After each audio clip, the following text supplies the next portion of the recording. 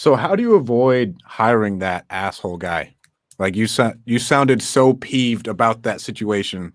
Going back, what would you have done differently and how would you have let him go faster?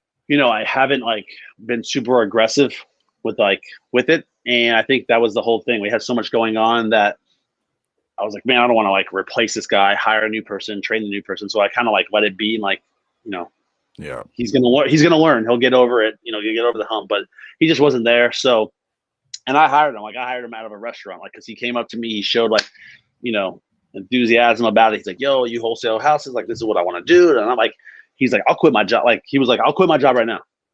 And I was like, Okay. I like that. Like Yeah. let's do that. But he just wasn't. He was too young. He was like 18, 19, and it just wasn't there. So like I think if that same guy was 21, 22, maybe it was a different story, more teachable, but it just wasn't there. So